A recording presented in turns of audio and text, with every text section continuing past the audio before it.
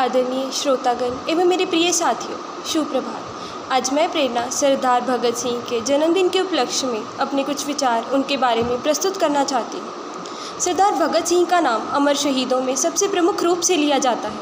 उनका जन्म 28 सितंबर 1907 को पंजाब के ज़िला लायलपुर में बंगा गांव में हुआ। उनके परिवार का भी उनके ऊपर बहुत प्रभाव था। उनके पिता और चाचा जी भी देशभक्त थे। भगत सिंह ने देश की आज़ादी के लिए जिस साहस के साथ शक्तिशाली ब्रिटिश सरकार का मुकाबला किया, वह युवकों के लिए हमेशा ही बहुत बड़ा आदर्श बना रहेगा। उनके इस साहस के पीछे कई कारण थे, उनमें से कुछ मैं आपको बताना चाहूँगी। भगत सिंह का मानना था कि लक्ष्य निर्धारण जितनी जल्दी हो उतना अच्छा है। न जाने किसकी नज़र लग गई थी पैरों को, न जाने किसकी नज़र लग गई थी पैरों को, तमाम उम्र चले और कहीं नहीं पहुँचे। ऐसा होता है जब चलने वाले को यही ना पता हो कि पहुंचना कहाँ है। हम में से कितने काबिल लोग अपना लक्ष्य चुनने में इतनी देर कर देते हैं कि उस लक्ष्य तक पहुंचने के लिए समय ही नहीं बचता। भगत सिंह सिर्फ 12 साल के थे जब पंजाब में जलियांवाला बाग हत्याकांड हुआ। वह बैसाखी का दिन था। ब्रिटिश फौज ने उत्सव का दिन मातम में बदल दिया। हज़ारों बेगुनाह लोगों को गोलियों से भून दिया गया। भगत ने जलियांवाला बाग की लहू से लाल हो चुकी मिट्टी को अपनी मुट्ठी में भरकर सौगंध ली, अंग्रेज़ों को नहीं छोड़ूंगा।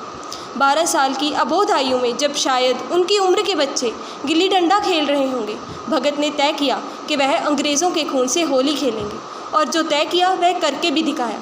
उस दिन के बाद एक पल के लिए भी भगत का फोकस नहीं हिला। पढ़ना, लिखना, खेलना, कूदना सब चलता रहा, लेकिन बैक ऑफ द माइंड लक्ष्य एकदम साफ था, अंग्रेज़ों का अंत। एक दिन की बात है कि नन्हा भगत मिट्टी में कुछ दबा रहा था। उनके पिताजी ने पूछा तो वह बोले, बापू इनकलाबी हो रहा हूँ, धरती में पिस्तौल बो रहा हूँ। एक बीज से हज़ारों बंदूकें जन्म लेंगी, अंग्रेज़ गिन नहीं पाएंगे, इतनी गोलियाँ चलेंगी। और सचमुच भगत सिंह की दागी हुई गोलियों को गिनने में अंग्रेज़ सरकार का नंबर सिस्टम फेल हो गया था। भगत सिंह का यह भी मानना था कि किताबों से बड़ा दोस्त कोई नहीं।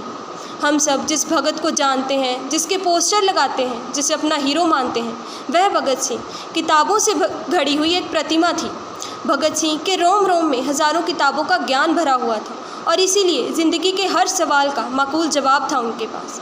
भगत सिंह एक विचारधारा का नहीं बल्कि हर तरह की विचारधारा का लिटरेचर पढ़ा करते थे। जब वह जेल में थे तब वह लेनिन को भी पढ़ते थे, सावरकर को भी, मार्क्स को भी और विवेकानंद को भी, मैजीनी को भी और गुरु गोबिंद सिंह जी को भी। एक साधारण से परिवार से जन्मे असाधारण बच्चे को भारतवर्ष का हीरो बनाने में किताबों का बहुत बड़ा योगदान है, और यह बात सीखने योग्य है। जब भगत सिंह लाहौर सेंट्रल जेल में कैद थे, उन्हें फांसी की सज़ा सुनाई गई, तब अंग्रेज़ ऑफिसर रॉबर्ट और बारकर उनसे मिलने आए। कहा कि माफ़ी मांग लो भगत, हम सब कुछ भूल जाएंगे। ब्रिटिश सरकार को एक पत्र लिखो कि मैं शर्मिंदा हूँ, हम तुम्हें माफ़ कर देंगे, बस तुम झुक जाओ। भगत सिंह मुस्कुराकर उनकी ओर देखते रहे, लेकिन उनकी मुस्कुराहट बोल रही थी कि तेरी फिरौनियत की है तो बस औकात इतनी है, कि तेरी फिरौनियत की है तो बस औकात इतनी है, बहाकर बेगुनाहों का लहू इतराना आता है। गुरूरे बेखबर यह बात तुझको कौन समझाए कि वो सर झुक ही नहीं सकता जिसे कट जाना आता है।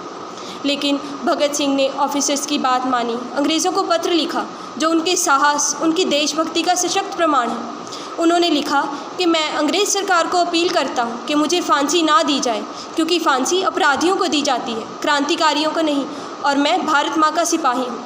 मुझे भरे चौराहे पर गोली मार दी जाए। यह युद्ध का विधान है कि गोली से मरने में सिपाही की शान है। परंतु ब्रिटिश सरकार ने भगत सिंह को फांसी का हुक्म दिया, और भगत सिंह ने फांसी के फंदे को ऐसी दीवानगी से चूमा जैसे मेहंदी से सजी अपनी दुल्हन के हाथ चूम रहे हों। ऐ दुल्हन मैं राख बनकर सतलुज नदी में बह गया, ऐ दुल्हन मैं राख बनकर सतलुज नदी में बह गया, पूछ मत तेरी जुदाई दिल पर कैसे सह गया। है शहादत की खुशी भी पर जाने का दुख भी है शहादत की खुशी भी पर जाने का दुख भी है। हाय आज़ादी तेरा घूंघट उठाना रह गया, हाय आज़ादी तेरा घूंघट उठाना रह गया। जय हिंद, जय भारत, धन्यवाद।